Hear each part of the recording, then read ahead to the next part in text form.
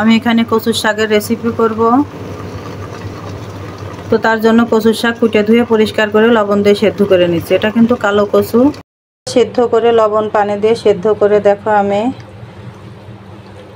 পানিটা ঝরানোর জন্য সরষের উপরে দিয়েছি। তো এই কালো কচু কিন্তু কচুর মধ্যে সবচেয়ে পুষ্টি বেশি এই কালো কচুতে। তো কালো কচুটা মানুষ খেতে চায় না ভয়তে, গলা চুলকানোর ভয়তে। তো আমি যেভাবে আজকে কচুটা ঘন্ট করব এভাবে করে দেখো, গলা চুলকাবে না, আবার খেতেও খুব ভালো লাগবে। তো এভাবে চিপে চিপে দেখো পানি ফেলে দিচ্ছি, একটু পানি রাখা যাবে না। কচুর শাক ঘন্টটা হবে আঠালো আঠালো।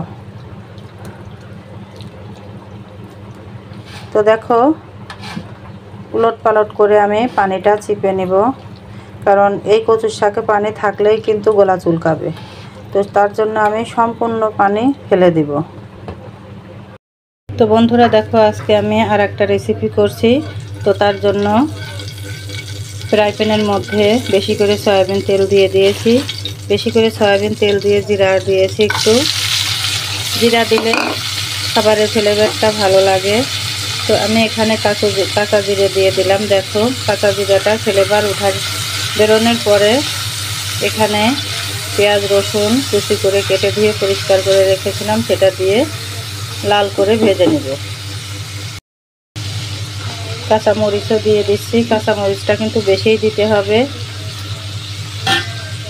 যেহেতু আমি কচু শাকের রেসিপি করব।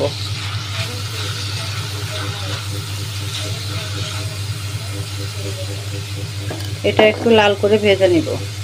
মরিচটা আমি লাল করে ভেজে নিয়েছি। তো এর মধ্যে এখন কচুর শাকটা ঢেলে দিলাম। তো এটা তো কালো কচু, তার জন্য আমি হাফ টেবিল চামচ হলুদের গুঁড়া দিয়ে দিলাম দেখতে সুন্দর দেখানোর জন্য। আর হাফ টেবিল চামচ দিয়ে দিলাম ধনিয়ার পাউডার বা ধনিয়ার গুঁড়ো। স্বাদ একটু বাড়ানোর জন্য ভাজা জিরার পাউডার দিয়ে দিলাম হাফ টেবিল চামচ। এখন এটা আমি খুব ভালো করে মিশিয়ে নেব। আর আমি তো সেদ্ধ করার সময় লবণ দিয়েই সেদ্ধ করেছি। তো লবণটা চেক করে নামিয়ে পরিবেশন করে ফাইনাল লুকটা দেখাবো। এখন খুব ভালো করে মিশিয়ে নিতে হবে। এভাবে দেখো খুন্তি বা চামচ দিয়ে একেবারে কচুর শাক ঘন্ট করে নিতে হবে।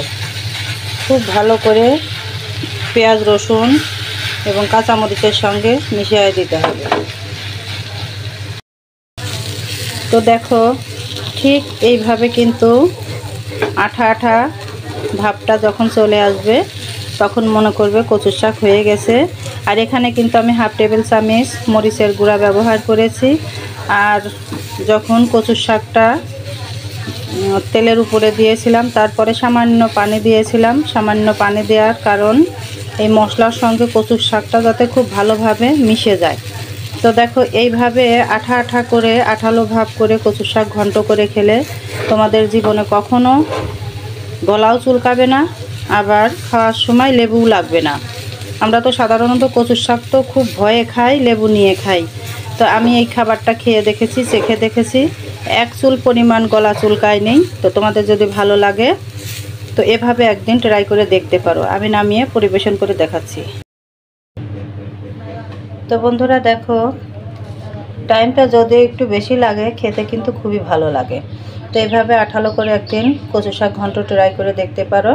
তো ভালো লাগলে ফলো কমেন্ট শেয়ার সাবস্ক্রাইব করে দিও। এই পর্যন্তই, আল্লাহ হাফেজ।